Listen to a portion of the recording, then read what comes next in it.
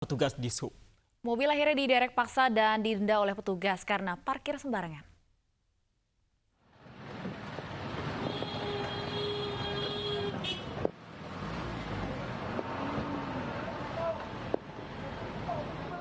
Pengemudi mobil yang berusaha kabur ini panik saat akan diperiksa surat kendaraannya oleh petugas suku Dinas Perhubungan DKI Jakarta.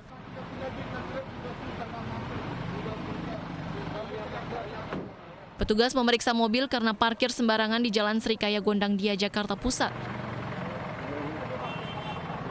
Pengemudi yang berprofesi sebagai taksi online mengaku berusaha kabur karena tidak punya uang untuk membayar denda derek. Lagi apa tadi, Pak? Lagi ngetem, nunggu penumpang.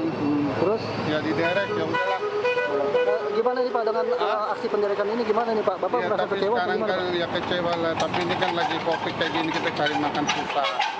Ya udahlah, udah kayak gini mau diapain ini? Karena parkir sembarangan sehingga diderek paksa, pemilik kendaraan didenda Rp500.000 per hari dan harus mengambil mobilnya di kantor Dishub. Jika tidak segera membayar denda dan mengambil mobilnya, maka denda terakumulasi tiap harinya. Dari Jakarta, Rani Sanjaya, iNews melaporkan. Dari Jakarta kita beralih ke Lebak, Banten. Akibat jalan rusak, warga terpaksa menandu ibu hamil yang akan melahirkan ke lokasi parkir ambulans. Akses jalan warga rusak setelah diterjang banjir bandang beberapa waktu lalu.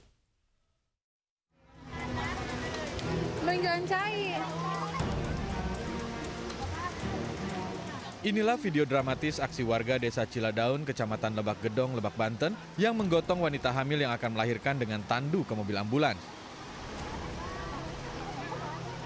Warga terpaksa menggunakan tandu karena jalan di desa mereka hancur akibat bencana banjir bandang beberapa waktu lalu. Ibu hamil terpaksa ditandu melintasi jembatan gantung yang terbuat dari batang bambu untuk sampai ke mobil ambulans.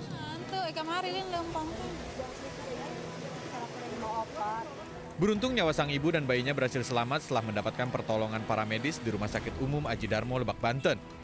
Ibu ini melahirkan bayi laki-laki dalam kondisi sehat. Menurut Kepala Desa Ciladaun, warga membangun jembatan darurat yang terbuat dari bambu. Namun beberapa kali dibangun, jembatan selalu hancur karena banjir bandang masih sering terjadi. Saat ada bencana waktu itu banjir bandang tanggal 1 Januari itu rusak gitu ya.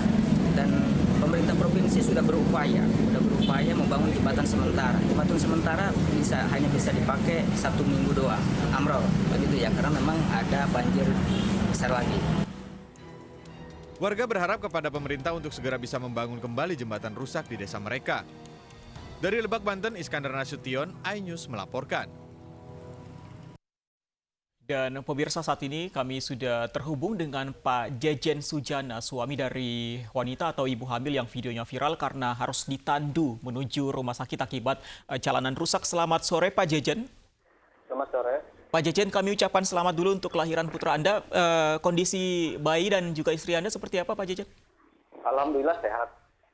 Alhamdulillah sehat ya. Pak Jejen, ini video ketika istri Anda ditandu viral. Apakah memang saat itu sampai saat ini tidak ada jalan yang layak untuk dilewati?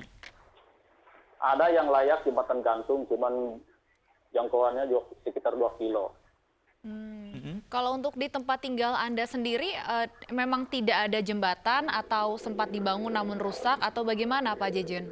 Ya, emang tidak ada jembatan, cuman jembatan gantung doang. Jadi hanya ada jembatan gantung yang tadi berjarak 2 km itu dari tempat tinggal Anda. Iya. Oke.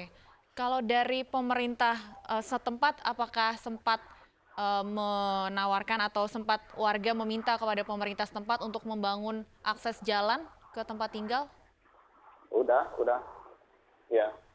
Tanggapannya bagaimana? Udah minta ke pemerintah supaya pemerintah segera membangun kembali jembatan Kampung Muara itu ya. Tapi tidak ada tanda-tanda perbaikan juga, Pak Jejen? Udah ada.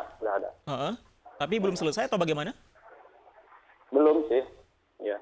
Oke, Pak Jejen, ini kalau kita lihat videonya dramatis sekali ketika istri Anda ditandu, harus dibawa, diangkat begitu menuju rumah sakit. Bisa Anda ceritakan prosesnya seperti apa, suasananya bagaimana waktu itu? Pertama-tama istri saya sakit paha sebelah ya. Terus nggak bisa jalan karena udah disarankan sama dokter sebelum 9 bulan udah harus sesar.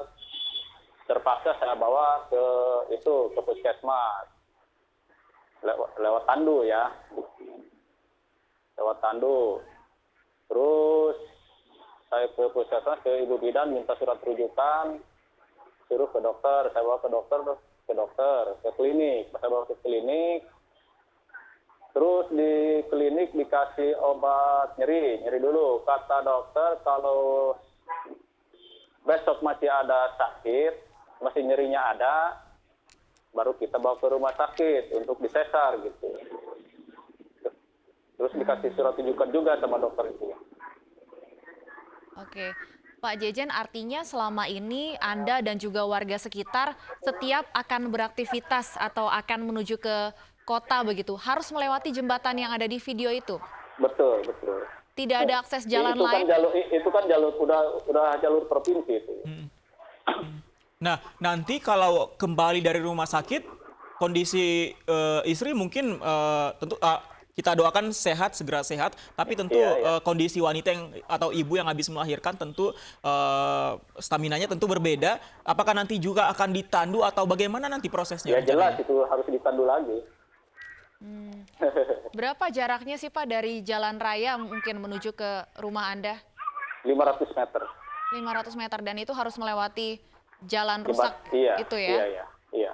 Oke. Selama ini artinya warga lain pun akan beraktivitas itu selalu melewati jembatan tersebut ya Pak Jejen ya? Semua. Iya. Oke. Pak Jejen, terakhir mungkin harapannya sedikit supaya bisa segera diperbaiki dan memberikan akses supaya lebih mudah mengakses jalan raya. Harapan saya kepada pemerintah, semoga COVID-19 ini segera berakhir ya.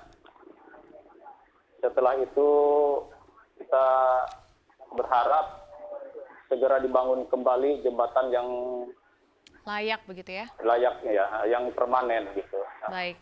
Terima kasih banyak Pak Jejen Sujana, semoga selalu sehat istri dan juga putra Anda. Terima kasih sudah berbincang di ini sore. Ya, kita ke informasi selanjutnya. Pemirsa, ini nasib serupa juga pernah dialami sejumlah warga di berbagai daerah. Ya, mereka terpaksa ditandu karena tidak adanya fasilitas kendaraan ataupun buruknya infrastruktur jalan yang tidak mendukung.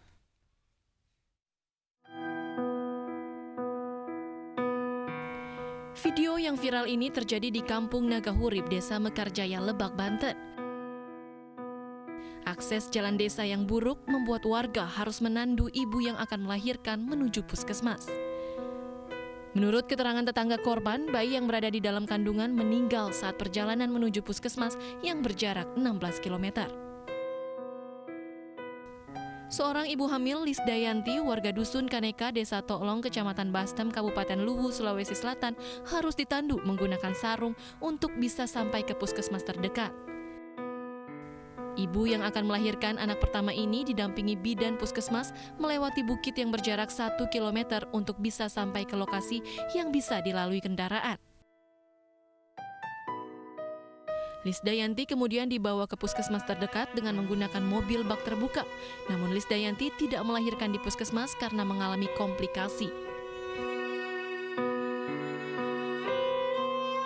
Warga Dusun Bombang, Desa Patambanua, Kecamatan Bulo, Polewali Mandar, Sulawesi Barat, bergotong royong menandu orang yang sakit menuju puskesmas.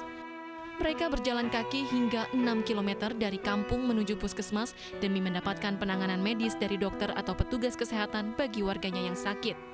Sejak puluhan tahun, tradisi ini dilakukan warga karena minimnya infrastruktur di kampung.